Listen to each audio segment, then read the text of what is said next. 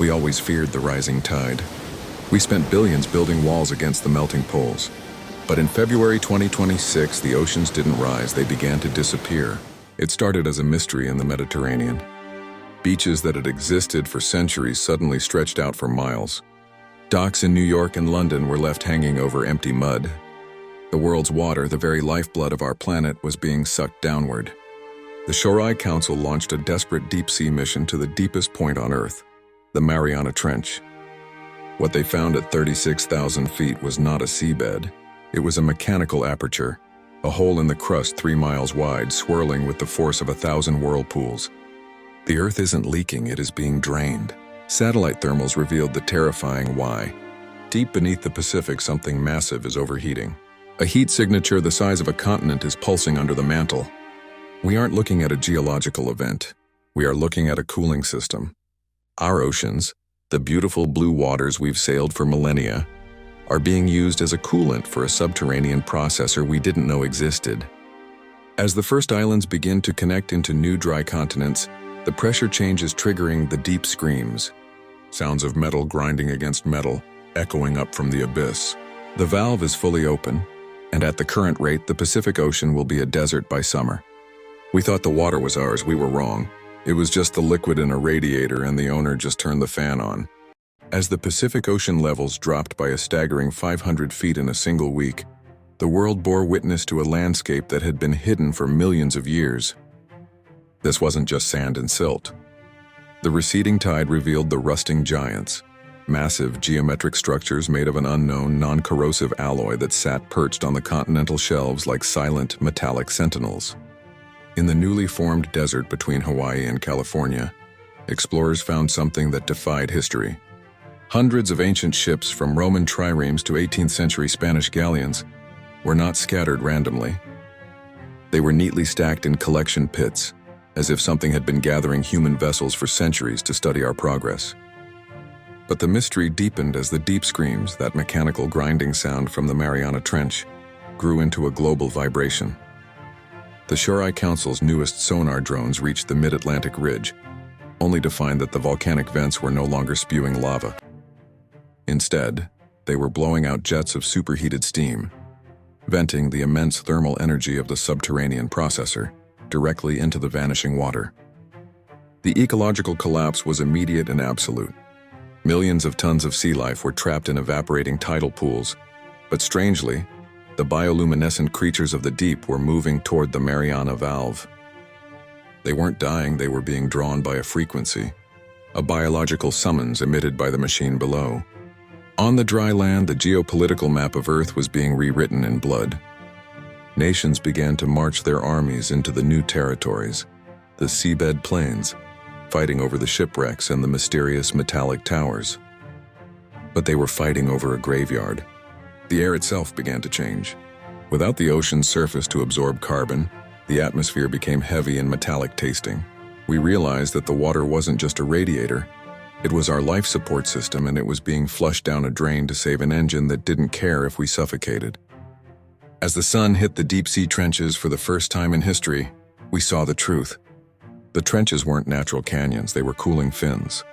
The entire Earth is a liquid-cooled supercomputer, and the Great Receding was simply a routine maintenance cycle. A cycle that involves draining the coolant, our oceans, regardless of the life forms swimming in it. By the 10th day of the Great Receding, the Mariana Trench was no longer the deepest part of an ocean. It had become a gargantuan vertical canyon leading into the very foundations of the Earth.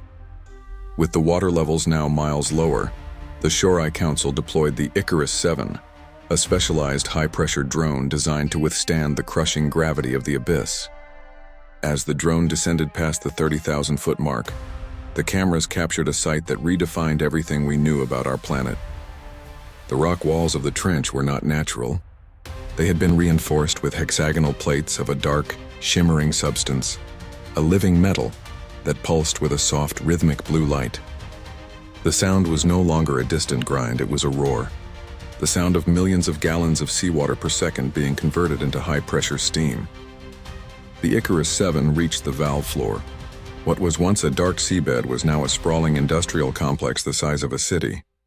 At the center sat the aperture, a massive, swirling iris of shifting gears and glowing circuits, swallowing the last of the Pacific currents. But it wasn't just water going down. The drone's sensors picked up a massive data stream. The water was acting as a conductor. As the salt water passed through the magnetic fields of the valve, it was being encoded. The oceans were a massive liquid memory bank, and as they were drained, the very history of life on Earth was being read and stored by the machinery below. Suddenly, the drone's lights hit something moving. They weren't fish.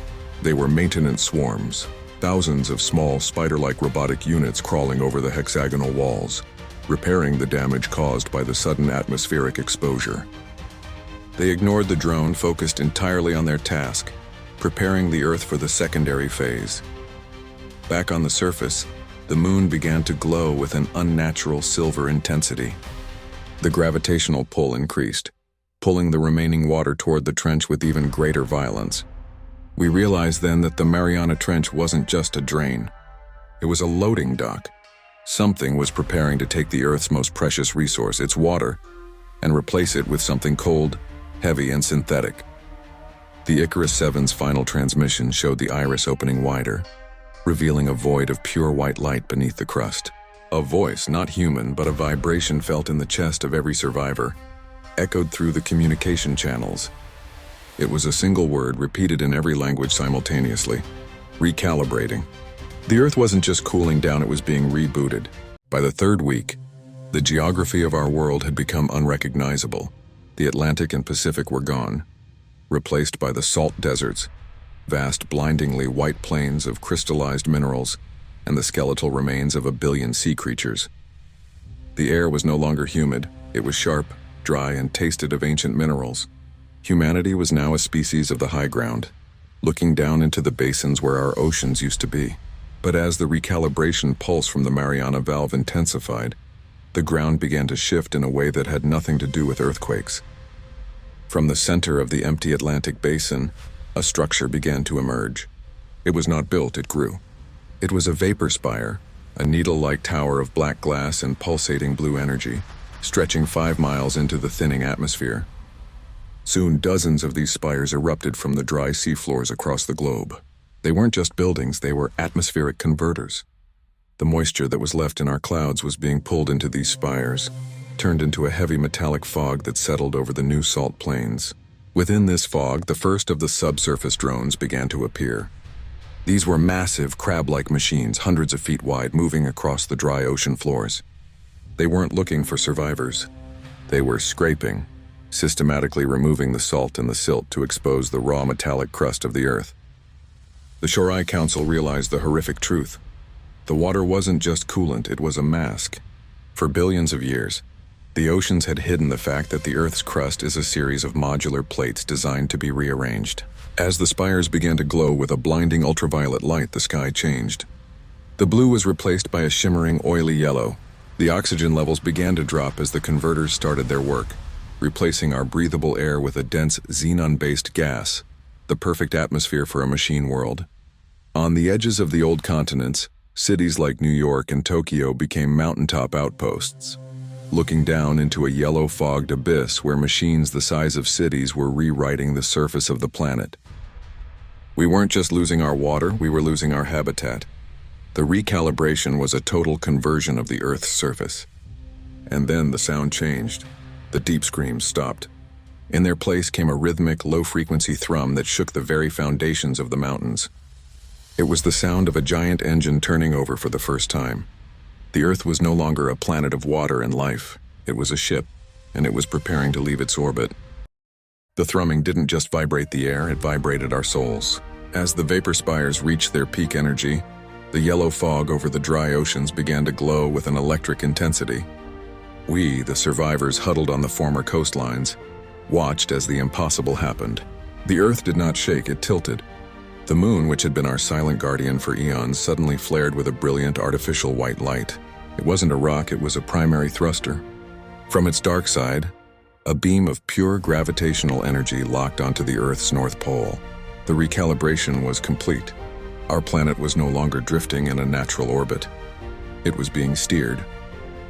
As the Earth began to accelerate away from the sun, The stars in the night sky began to smear into long silver streaks. The temperature on the surface plunged into a darkness so cold it turned the new xenon atmosphere into a liquid rain. But we weren't freezing to death. The Vapor-Spires were projecting thermal envelopes over the human settlements, not to save us, but to preserve the biological samples for the journey. We looked out from our mountain outposts into the abyss of the former Pacific. The crab machines had finished their work. The entire seafloor was now a glowing, intricate circuit board of obsidian and light. The Earth was revealed for what it truly is: a seed ship, a massive mobile laboratory carrying the genetic data of 1 billion years across the void. The sun, the star that had birthed all life, began to shrink until it was nothing more than a faint yellow dot in the distance. We were leaving the solar system. The Mariana valve had been the fuel intake, and the Great Receding was the final fueling before a voyage that would last millennia. Where are we going? The Shorai Council's last remaining sensors picked up a destination coordinate, a void in the Bodas constellation where no stars should exist. We are being taken to the Great Forge, a place where planets are dismantled and their data is integrated into something much larger than a world. We are no longer the masters of our fate.